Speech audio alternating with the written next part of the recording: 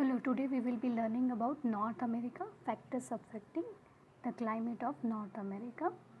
So let's understand climatic factors. America is a huge continent, so there are variation in the climate due to its east to west extent of the continent, right? And the different factors which affect the climate of America are its huge size, the extent to east to west, the direction of mountain ranges in the east and west direction, the ocean current, the prevailing winds. These are the four major factors which affect the climate of North America. Let's understand the first factor, the size and the climate. How the size affects the climate of North America. North America is located in temperate zone between Arctic Circle and Tropic of Cancer.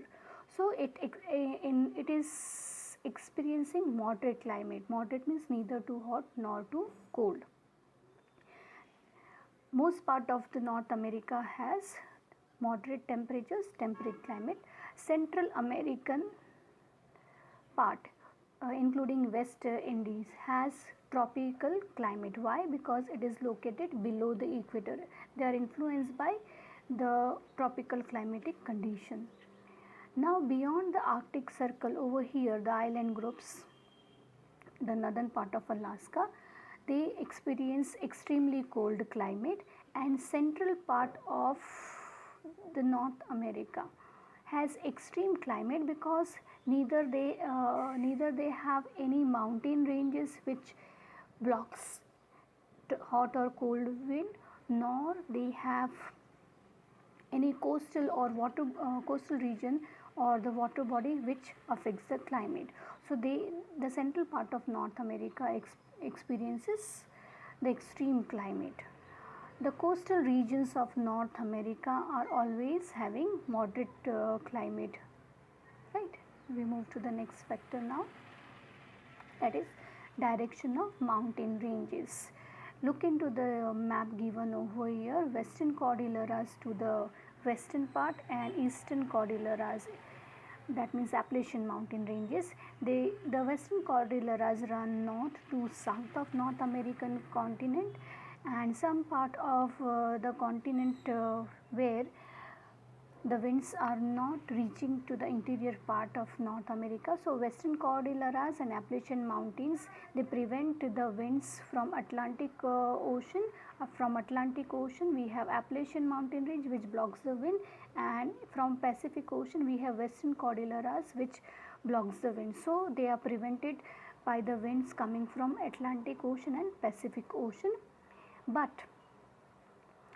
the northern part from where the polar winds can appear, there are no barriers to stop them. The central part of North America till the Gulf of Mexico experience cold winds, as there are no barriers over here. Let's understand it more in detail. Central plains are mainly affected by the polar winds, how I explained in the previous slide. So central and from the north and from this bottom, it is affected by tropical winds. So when it is affected by the polar winds in the north, the region gets colder, and when it is affected by the tropical wind, it becomes warmer. So it raises and lowers the temperature based on which winds are blowing there. Now areas around the Gulf of Mexico over here, till there the polar winds can reach because there are no barriers to stop them. Third climatic factor is ocean currents. Now ocean currents always influence the coastal region to which they wash off. So Californian current is a cold current. Always remember, red color is for warm ocean current, and blue color is for cool ocean current. So Californian current, which is a cool current, it affects the southwestern coast of North America, Labrador Current. Labrador Current is here. It affects the northeastern coast of North America. Gulf Stream, very important. Gulf Stream, it affects the eastern coast of North America. It is the warm ocean current. Alaska Current, right? That is washing the northwestern coast of North America. That is also warm ocean current. So what happens, Labrador Current and Gulf Stream both are opposite, having opposite temperature, Labrador being colder and Gulf Stream being warmer. They create in this Newfoundland area fog like conditions, right?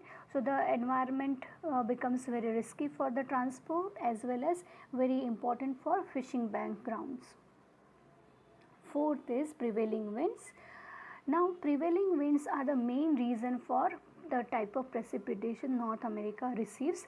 So northwestern coast is affected by the southwesterly winds, right? And southeast coast is washed by the northeast trade winds over here. Now what happens, the winds which are coming from the ocean, they bring moisture with them, so they bring heavy rainfall to the continents. And Gulf Coast, especially over here, the Gulf Coast affected by hurricanes, life and property loss because of the winds which are creating the weather disturbance. Northwestern coast of southwesterly is over here, this region I was talking about, and southeast coast by the northeast trade winds, means I am talking about the northeast trade winds over here. Now how it affects the rainfall of, so distribution of rainfall, eastern half of North America receive more rainfall except California.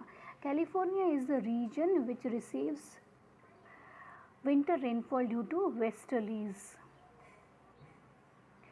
Northwestern coast means the Caribbean islands and the southern part of North America, they receive rainfall throughout the year because they are affected by both winds, trade winds and westerlies.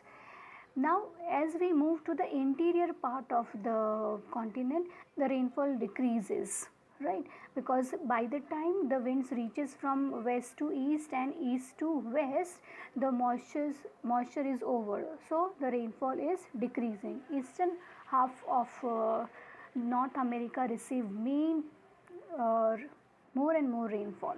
Okay, so this was about the climatic factors which affect the climate of North America and the factors which deals with the influence of climate. We'll see the other part of North American continent and its content in the coming video. Bye bye, stay tuned, and yes, follow these.